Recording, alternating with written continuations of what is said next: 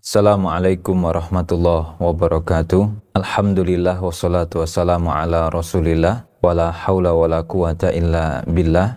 Kaum muslimin dan kaum muslimat rahimani wa rahimakumullah. Kita bersyukur kepada Allah Azza wa Jalla karena di kesempatan pagi hari ini kita bisa kembali melanjutkan sesi rehat subuh kita dengan pembahasan terkait dengan orang yang beralasan dengan agamanya, maka hargai mereka, ya, atau hargai mereka yang beralasan melakukan sesuatu atau meninggalkan sesuatu karena agama. Dan sebelumnya kita menyampaikan permohonan maaf agak sedikit terlambat karena ada kendala teknis, dan kita sapa terlebih dahulu guru kita Al-Ustaz Amin Nur Baiz. Assalamualaikum Ustaz. Waalaikumsalam warahmatullahi Gimana Ustaz? Sehat Ustaz? Alhamdulillah. Masya Allah, Masya Allah. Baik Ustaz. Ini kita pagi ini membahas topik kaitannya dengan menghargai gitu Ustaz ya. Menghargai mereka-mereka yang mungkin memutuskan satu sikap atau satu tindakan tertentu dengan alasan inilah yang mereka yakini sebagai hal yang harus mereka amalkan gitu. Jadi dasarnya agama.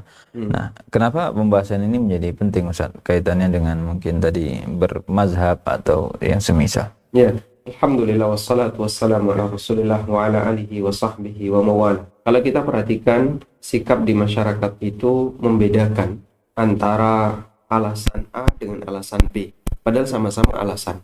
Artinya dia bisa menerima alasan A tapi dia tidak bisa menerima alasan. Dan salah satu di antara alasan yang nampaknya sulit untuk diterima oleh masyarakat adalah alasan agama. Dan itu cukup banyak fenomenanya di masyarakat. Misalnya kalau ada orang yang dia gak mau minum khamar misalnya. Kenapa gak mau minum khamar? Saya gak doyan khamar. Saya tidak selera dengan khamar. Itu dihargai. Kenapa gak makan durian? Saya gak doyan durian. Saya tidak selera dengan durian. Itu dihargai. Tapi ketika orang beralasan, kenapa kamu tidak mau makan ini? Agama saya melarang. Itu kayaknya hal yang tabu, hal yang aneh. Jangan sok suci. Nah, dikatakan jangan sok suci lah. Jangan, apalagi biasanya kalimatnya. Kamu jangan radikal, kamu jangan ngikuti aliran yang aneh-aneh. Ngapling surga mungkin. Ngapling surga itu merasa dia sendiri yang paling berhak, orang lain yang nggak berhak. Tapi ini kadang dikomentari jangan sok suci kamu. Dan itu cukup banyak. Sederhana saja, ketika orang diajak salaman dengan lawan jenis, lalu dia menolak, nggak mau. Karena ini bukan mahram dan salaman dengan lawan jenis dalam Islam nggak boleh dengan yang bukan mahram. Komentar mereka apa? Jangan sok suci. Apanya sok suci? Dia kan punya keyakinan bahwa ini tidak boleh. Tapi kadang orang kemudian merasa yang kayak gini menyalahi budaya mereka, karena biasanya kalau orang namanya ketemu ya salaman, baik dengan sejenis maupun lawan jenis. Dan mereka anggap, ya ini kita anggap biasa saja, karena sama saja laki dan perempuan. Anggapan itu salah. Bagaimana kok laki dan perempuan dibuat sama? Laki dan perempuan beda. Dan kemudian dalam agama mengatur laki ada aturan tidak boleh salaman dengan perempuan, dan sebaliknya dengan lawan jenis tidak boleh. Karena itu ketika orang mengatakan bahwasanya tidak salaman dengan lawan jenis disebut dengan sok suci, ini perbuatan yang aneh. Karena mereka berarti di sini tidak bisa melayani orang yang, atau tidak bisa menghargai orang yang tidak menolak sesuatu dengan alasan agama. Baik. Itu yang seperti itu Ustaz ya, itu kejadiannya mungkin di akhir-akhir ini di zaman kita, atau mungkin emang dari zaman Nabi sekalipun, mungkin dari zaman sahabat udah pernah gitu Ustaz. Jadi artinya masyarakat agak sulit gitu ya menerima satu alasan yang kalau itu dibilang ini agama gitu Ustaz. Atau memang mungkin hanya baru-baru aja, tapi yang zaman dulu kayak ya udah mereka bisa menghargai itu. Wallahu alam. Kalau kita mengaca kepada sejarah para nabi masa silam, yang mereka sampaikan ini wahyu Allah, ini yang datang dari Allah. Tapi kemudian mereka menolak itu, dan mereka menyatakan kami akan mengingkari, kami kufur terhadap apa yang kalian imani. Sehingga saat para nabi itu menyampaikan ini adalah wahyu Allah, di saat yang sama mereka menolak akan hal itu. Baik, kaitannya ini dari dengan tuduhan jangan sok suci gitu ya, jangan kemudian kamu itu ekstrim. Bahkan mungkin orang kadang komentarnya begini, kalau kita beragama itu yang biasa-biasa aja lah gitu ya. Jadi itu sebenarnya ya nggak usah berlebihan lah gitu kan ya. Nah, Sebenarnya sikap yang tepat itu gimana, San? Kalau misalkan kita bicara tadi beragama dan kemudian kita berhadapan dengan orang lain yang seperti itu gitu ya. Apakah memang ekstrim itu tidak boleh sama sekali atau sok suci itu tidak boleh sama sekali atau bagaimana sebenarnya, San? Jadi terkadang ada orang yang menggunakan tuduhan untuk sebuah sikap yang ideal. Berarti orang itu sebenarnya adalah orang yang tidak ideal.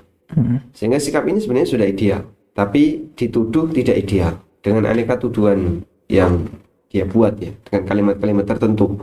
Intinya begini, ideal itu kan menyesuaikan dengan aturan.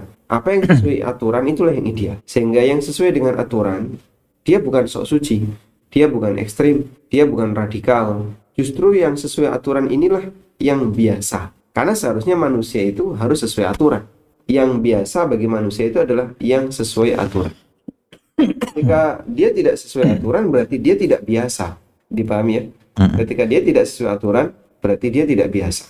Oleh karena itu dalam hal ini, jika ada orang yang dalam posisi dia melanggar, ya, melihat ada orang yang disiplin, merasa nggak nyaman.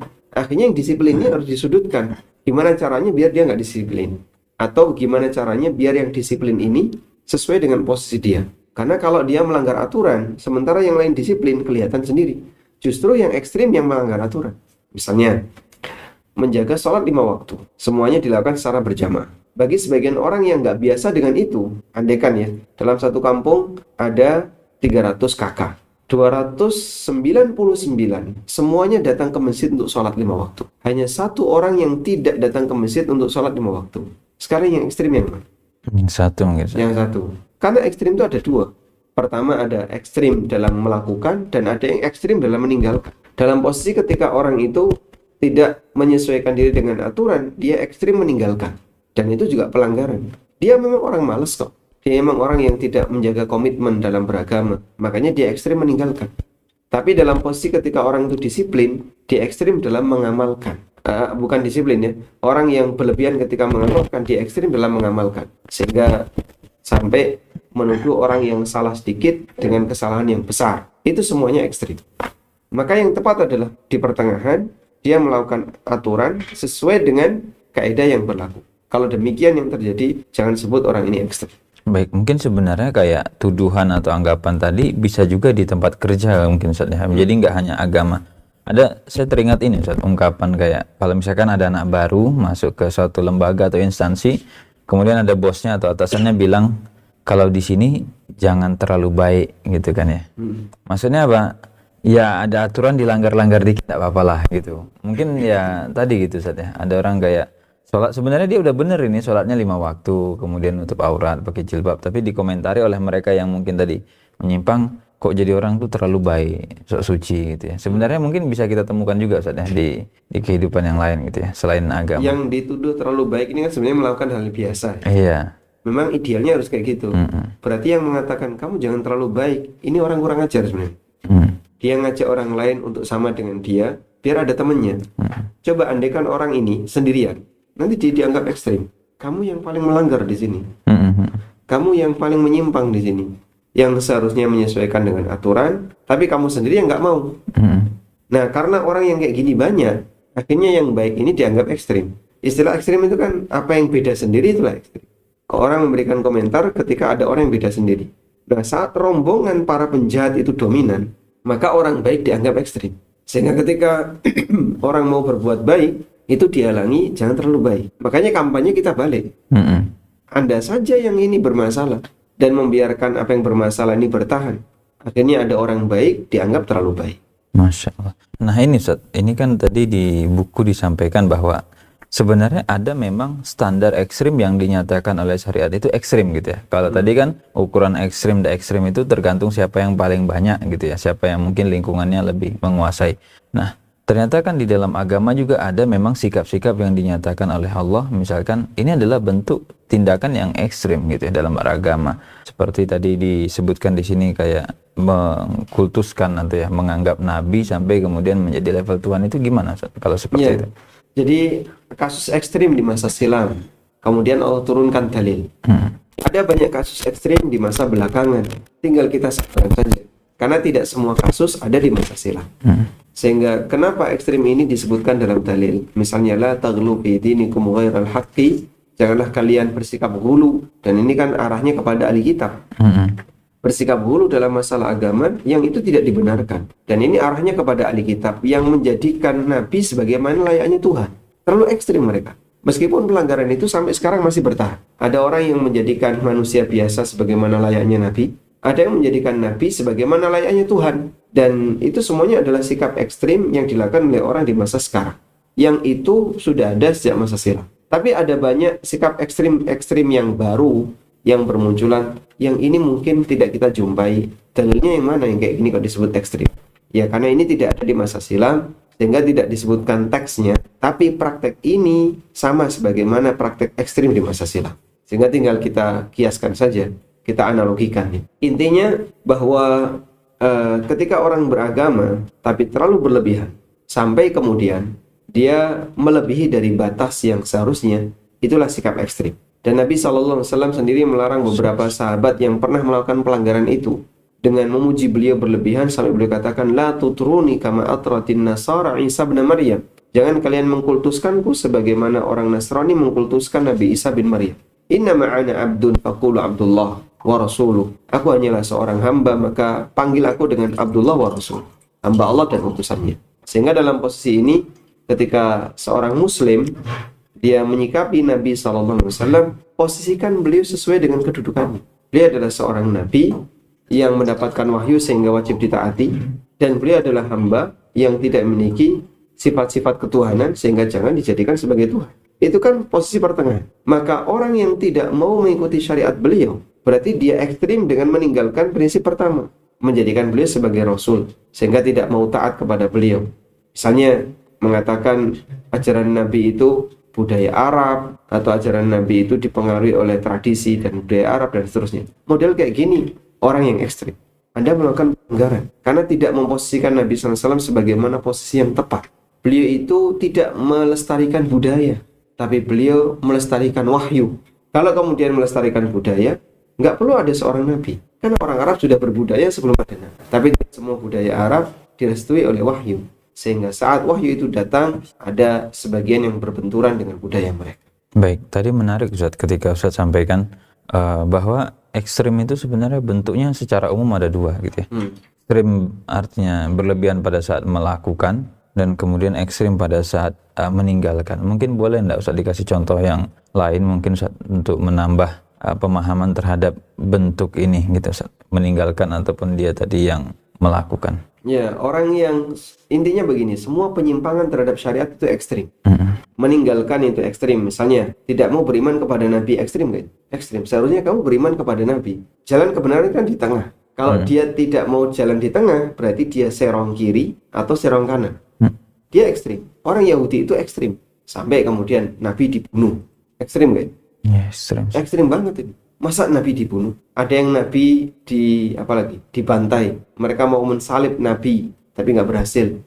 Mereka menuduh Maryam sebagai wanita yang tidak suci. Itu ekstrim semua. Termasuk mereka mengingkari Nabi Muhammad SAW.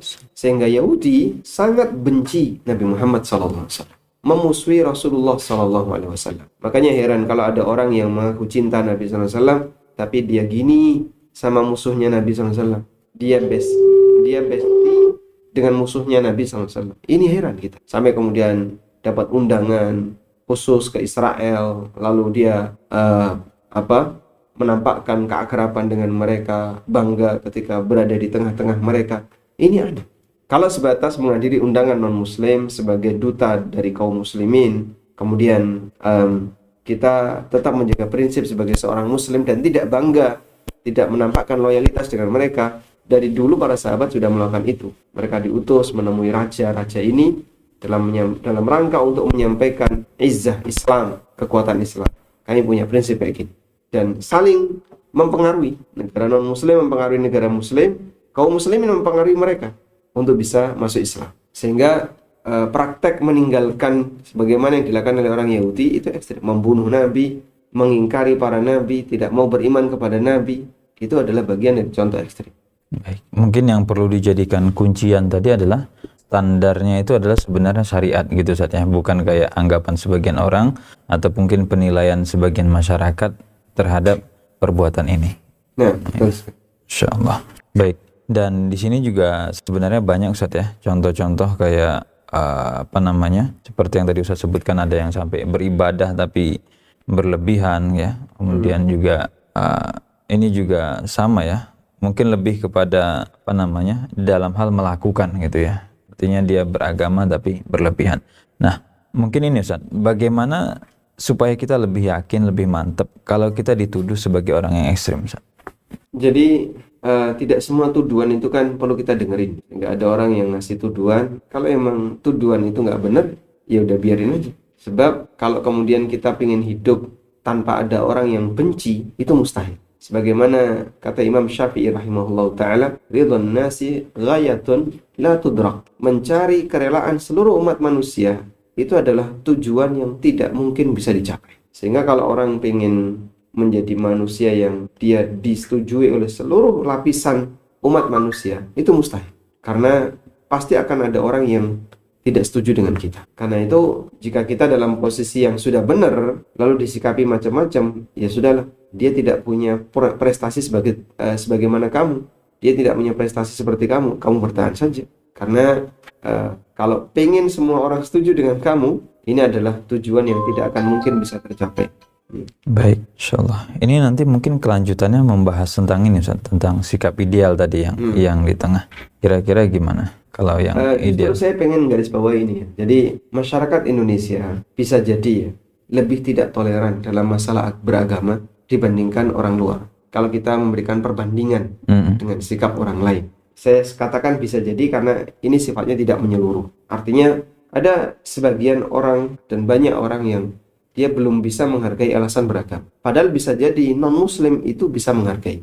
Ada banyak cerita ya, teman-teman yang kerja di Jepang, alasan agama itu dihargai. Ada salah satu pengurus KPMI yang dulu beliau pernah bekerja di perusahaan Jepang. Beliau bercerita begini, kalau saya sedang puasa, mereka itu menghargai. Sampai ketika rapat kok waktunya berbuka, mereka itu break. Dan mereka nggak kenal ya maghrib itu apa, mereka nggak kenal. Tapi sebelumnya ditanya dulu, nanti yang harus kami lakukan terhadap kamu apa? Kemudian karena beliau ini puasa, beritahu nanti saya akan minta izin untuk makan di jam sekian waktu Jepang. Jadi begitu masuk maghrib, rapat tuh break, memberi kesempatan satu orang muslim untuk buka puasa. Ada juga yang ketika waktu sholat rapatnya break, memberikan satu orang muslim ini untuk sholat. Yang kayak gini mungkin di Indonesia nggak. Ada sebagian yang nggak mau terima. Kenapa kamu sholat? Ini kan jam kerja. Jangan terlalu ekstrim kamu. Ini jam kerja. Ini non muslim bisa menghargai sampai dikasih waktu break agar beliau bisa sholat. Sementara yang ini kenapa nggak bisa menghargai? Padahal yang ini muslim. Sehingga kadang ada orang muslim yang dia tidak bisa menghargai muslim yang lain ketika dia sedang melakukan ketaatan. Sebagai contoh yang lainnya, ada salah satu teman yang dia bekerja di perusahaan non-muslim, dan ini perempuan. Begitu dia sering mendengarkan tausiah dan dakwah tentang sunnah, akhirnya dia berubah, jilbabnya besar, penampilannya berubah. Tapi majikannya atau bosnya ngerti ini agama, sehingga dia punya hak untuk mengamalkan itu, dan itu dihargai. Mungkin di masyarakat kita awal mula ketemu kayak gitu padahal dia Islam, cuman mungkin dia jarang berjilbab, ketemu yang kayak gitu merasa aneh. Kamu kenapa kayak gini? Tiru-tiru siapa kamu? Ini ajaran siapa? Dan seterusnya. Dianggap ekstrim dan seterusnya. Jadi mungkin masyarakat kita juga perlu pendidikan kedewasaan. Hargai sekali lagi orang yang beralasan dengan agamanya. Dan Anda bisa melihat, dia melakukan seperti ini tujuannya adalah dalam rangka mengamalkan aturan yang dia yakini itu kebenaran. Dan sebagai manusia beragama, kita diizinkan untuk mengamalkan sesuai keyakinan masing-masing. Dan Indonesia adalah negara beragama. Cuman kadang ketika orang mengamalkannya, ada sebagian orang yang nggak terima karena beda sendiri dengan masyarakatnya. Akhirnya aneka tuduhan disampaikan kepada. Jadi sampai ada yang bilang, kami tinggal di negeri Inggris misalnya, komunitas untuk melaksanakan aneka kegiatan-kegiatan sunnah itu lebih aman. Jenggotnya lebat, nggak ada yang komentar. Orang pakai cadar. Di tempat kita bisa jadi ada yang orang komentar, padahal dia muslim. Di sana nggak ada orang yang komentar. Ya, itu urusan-urusan kamu, itu agama-agama kamu. Yang penting tidak mengganggu orang lain. Cuma di sini ketika ada orang berpenampilan misalnya, kayak dulu ya, jenggotan banyak itu kan aneka tuduhan melayang ke orang ini. Padahal jenggotnya orang ini mengganggu orang lain enggak? Yes. Mengganggu pemandangan saya. Ya gak usah lihat kamu kalau gini. Tapi kan kamu ada di depan saya. Kenapa yang kayak gini kau sebut mengganggu pemandangan? Itu karena terbit masalah kebencian. Dia punya rasa benci terhadap penampilan seperti ini. Atau misalnya ada orang yang pakai cadar. Sekarang kan sudah mulai longgar ya. Masyarakat sudah bisa memahami, sudah bisa menerima. Dulu seperti itu hal yang sensitif. Sehingga sampai ada di sebuah kampus ada mahasiswi yang pakai cadar. Lalu dosennya nggak terima. Akhirnya dia ngasih aturan yang pakai cadar dilarang masuk kelas. Akhirnya mahasiswi ini dia kuliah nggak pakai cadar, tapi menghadap ke belakang. Jadi dosen menyampaikan di depan, mahasiswi ini menghadap ke belakang. Aturan itu kan nggak ada. Dosennya nggak pernah bilang kok. Mahasiswa maupun mahasiswi dilarang untuk menghadap ke belakang, nggak ada aturan itu. Akhirnya bingung dia. Kemarin ketika pakai cadar nggak boleh, suruh keluar, nggak boleh masuk kelas. Sekarang begitu dia nggak pakai cadar, dia menghadapnya ke belakang, bingung nih dosen. Ini gimana kok kuliah masa nyingkur dosennya? Lah, Bapak kan belum membuat aturan yang kayak gini. Terus mau dibuat aturan yang baru lagi. La haula wala quwata illa billah. Terus apa salahnya ketika dia pakai cadar? Yang membuat pandangan saya jadi sepet, Pak. Saya nggak nyaman ketika melihat orang seperti ini. Ya sudah, Bapak nggak usah lihat. Tapi kan ada di depan saya. Nah kalau begitu, izinkan dia menggunakan pakaian kayak gini. Ini bagian dari berangkat dari keyakinan dia terkait agamanya. Kenapa dia harus dilarang? Nah, jadi masalah kedewasaan ini perlu juga untuk kita ajarkan kepada masyarakat bahwa beralasan dengan agama, non-muslim bisa menghargai. Kenapa sesama muslim tidak bisa menghargai? Wallahu a'lam. Insyaallah. Bahkan mungkin ini saja, kalau di daerah sebagian itu ada yang diancam karena beda sendiri tadi. Besok dia kalau meninggal nggak usah diurus lagi gitu. Jadi biar aja dia ngurus sendiri, masuk ke makam sendiri gitu. Jadi sampai segitu ya, bukan lagi dituduh sok suci. Ya, itu salah satu di antara ancamannya. Besok kalau meninggal biar diurus sendiri.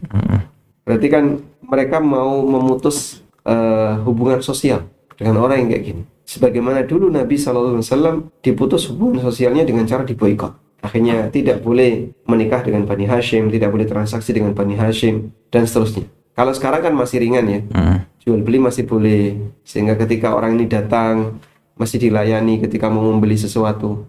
Dulu Nabi SAW diboikot sosial, itu sampai jual beli tidak boleh, pernikahan tidak boleh, sehingga muslim dengan non muslim ketika itu terjadi perceraian di zaman Nabi SAW. Baik Ustaz, mungkin kita coba sapa pemirsa Ustaz untuk interaktif. Dan demikian untuk sesi materi kita. Namun sebelum kita masuk ke pertanyaan dan interaktif, kita simak jeda berikut ini.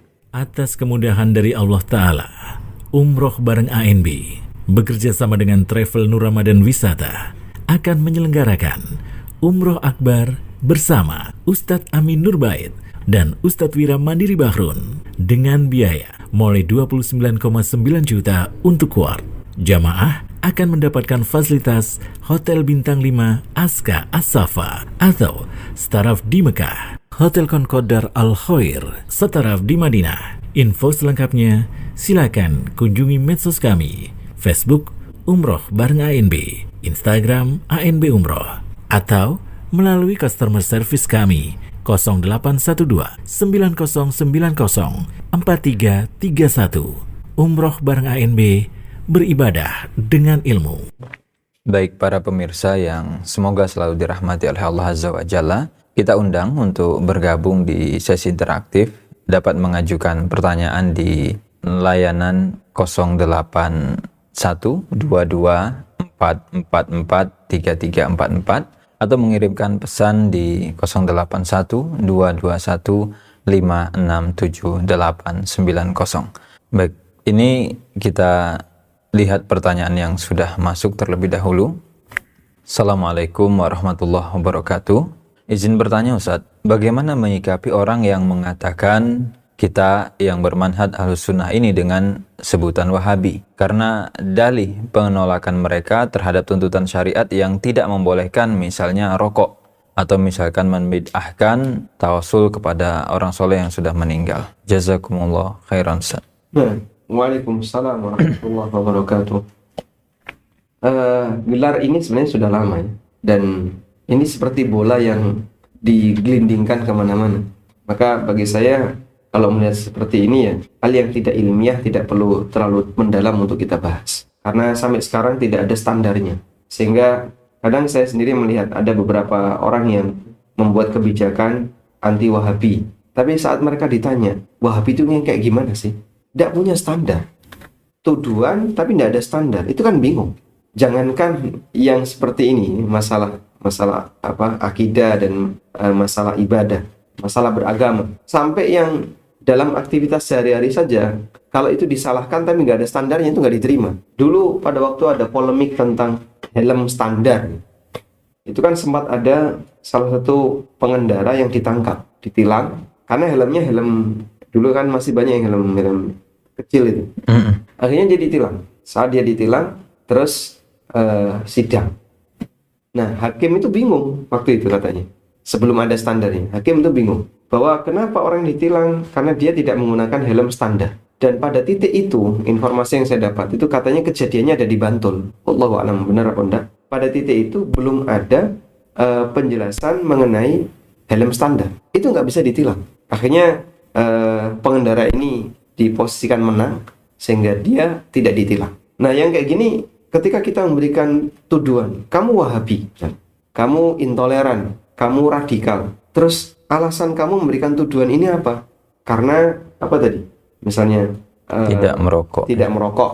Masa tidak merokok disebut Wahabi? Padahal dokter menyarankan jangan merokok.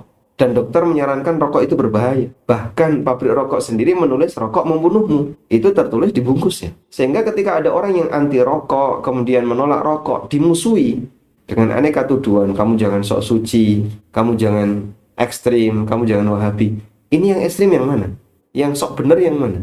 Orang yang menyimpang ketika disalahkan, dia akan membela diri dengan mengatakan yang menyalahkan sebagai orang yang sok suci, sok benar, dan seterusnya. Padahal rokok ini sudah konsensus dokter bahaya. Iklan di mana-mana dikatakan rokok membunuh. Ya, sudahlah kalau begini orang yang seperti ini dituduh dengan tuduhan Wahabi dan seterusnya, ya nggak ilmiah jadi. Dan orang bodoh kenapa perlu ditanggapi? Tinggalkan ya. Yang kedua, apa tadi? Misalnya kasus Tawasul. menyebut ini tawasul yang bid'ah. Kita lihat definisi bid'ah, praktek yang tidak diajarkan Nabi SAW. Padahal potensi itu besar di masa beliau, tapi beliau sengaja meninggalkannya. Jadi begini, ada perbuatan yang sengaja dilakukan oleh Nabi SAW yang disebut dengan sunnah fi'liyah, dan ada perbuatan yang sengaja ditinggalkan oleh Nabi SAW yang disebut dengan sunnah tarkiyah. Sebagaimana kita mengamalkan sunnah yang dikerjakan Nabi SAW, kita juga mengamalkan sunnah dengan meninggalkan apa yang ditinggalkan Nabi SAW. Di masa Rasulullah SAW ada banyak orang soleh yang meninggal. Para syuhada Badr, syuhada Uhud, dan para sahabat kenal siapa orang-orang soleh itu. Tapi tidak dijumpai adanya satupun riwayat di mana mereka para sahabat ketika berdoa nyebut-nyebut nama-nama orang itu. Ya Allah, dengan status syuhada, dengan status mati syahid untuk beberapa orang disebutkan Hamzah, kemudian Abdullah, bapaknya bapaknya Jabir, kemudian Mus'ab bin Umair, dan masih banyak sahabat-sahabat yang lain, termasuk yang soleh adalah Utsman bin Mad'un, Khadijah Al-Kubra radhiyallahu anha, dan para sahabat yang lainnya radhiyallahu ta'ala anhum ajma'in, para pahlawan-pahlawan Islam. Tidak ada orang yang kayak gitu ketika berdoa di zaman Nabi SAW. Padahal kalau kita bicara ini biar doanya mustajab, mereka juga ingin doanya mustajab. Karena alasan kamu ada pada alasan ini. Tapi kenapa mereka tidak melakukannya? Bukti kalau mereka sengaja meninggalkan. Kenapa kau lakukan? Ya ini kita melihat dia kan orang soleh. Dengan menyebut nama orang soleh, nanti doa kita jadi mustajab. Soleh beliau untuk beliau, bukan untuk kamu. Antum misalnya orang yang soleh, orang bertakwa. Ustaz, nama antum boleh nggak saya pakai? Saya mau berdoa kepada Allah. Pinjam nama antum. Dipahami ya? Yang kayak gini dalam Islam nggak diajarin. Kalau kamu ingin dekat dengan Allah, maka kamu harus lakukan pendekatan dengan Allah. Jangan minjem soleh orang lain.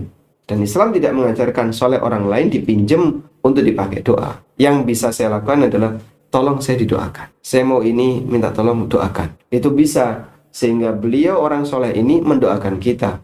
Bukan kita pinjem kesolehannya untuk kita jadikan sebagai alat berdoa. Model tawasul seperti ini yang tidak ada di masa Rasulullah SAW maupun para sahabat maupun generasi setelahnya. muncul belakangan ketika ada orang yang dia terlalu mengkultuskan orang-orang soleh yang sudah meninggal, lalu mereka jadikan itu sebagai bahan tawassul. Bisa dipahami kan ya? Jadi kenapa ini kok tidak boleh? Anda lihat, karena dalam prakteknya tawassul dengan orang soleh itu menggunakan kesolehan orang lain untuk kita pakai dalam berdoa. Ini kan tidak benar. Kesolehan orang lain untuk orang itu yang punya kesolehan tersebut. Ketaatan orang lain punya orang itu yang punya ketaatan tersebut. Tidak bisa dipinjam. Tapi kalau Anda minta tolong dong didoakan, berarti kan orangnya harus masih hidup. Anda datang kepada kiai atau tokoh agama atau orang soleh siapapun, Pak Kiai, saya mau A, mau B, mau C, minta tolong didoakan, semoga semuanya lancar. Lalu beliau berdoa, yang kayak gini benar. Beliau berdoa dengan membaca sesuatu, ya. Dan karena beliau ini orang soleh dekat dengan Allah Subhanahu Wa Taala, doanya berpeluang mustajab. Ini yang, nah. Baik, mungkin ini sudah kaitannya dengan tadi tawassul itu.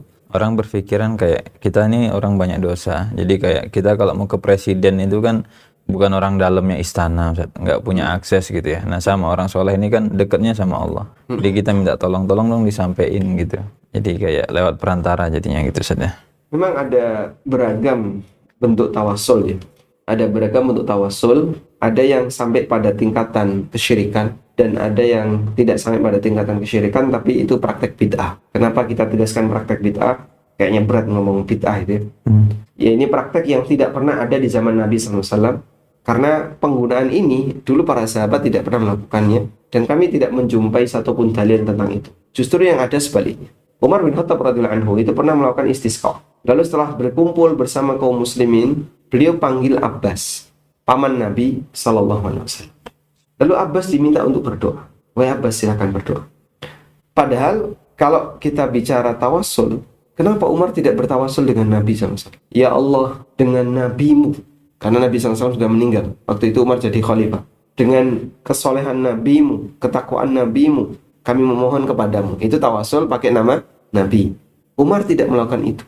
Tapi yang beliau lakukan adalah Abbas, paman Nabi SAW, diminta berdoa. Dan Abbas ketika itu masih hidup. Lalu Abbas berdoa. Dan itulah bentuk tawassul yang benar. Lalu ada yang model ketiga tadi ya. Yang ketiga ini adalah kita punya keyakinan kalau mau menghadap sang raja itu harus melalui orang terdekat raja.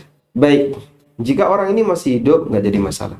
Tapi kalau orang ini sudah mati, lalu Anda punya keinginan, mintalah kepada orang yang mati ini untuk mengantarkan doamu kepada Allah, mohon jangan dilakukan. Ini kesyirikan. Dan praktek kesyirikan orang-orang jahiliyah seperti ini. Karena itu nggak boleh seperti ini dilakukan.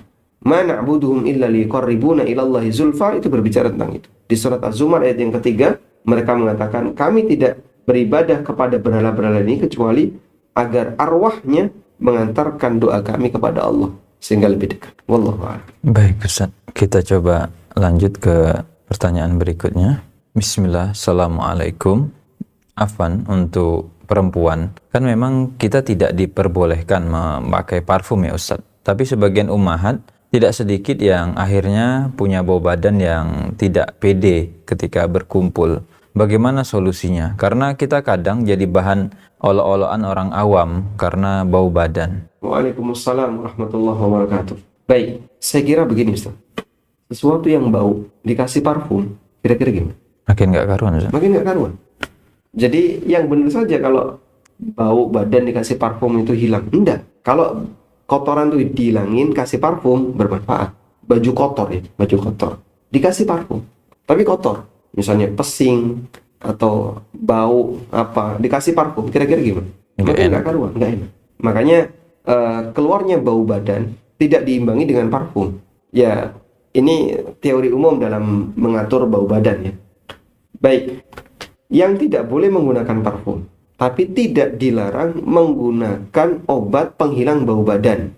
Bagian yang kedua inilah yang kita tekankan. Sehingga misalnya wanita yang sudah kenal nggak boleh pakai parfum ketika di luar rumah, maka pada saat mau keluar rumah, dia menggunakan obat apapun, baik misalnya bedak anti bau badan atau deodoran anti bau badan, itu dia pasang di jasadnya, di badannya, agar nanti ketika keluar bau badan itu bisa diredam. Sudah?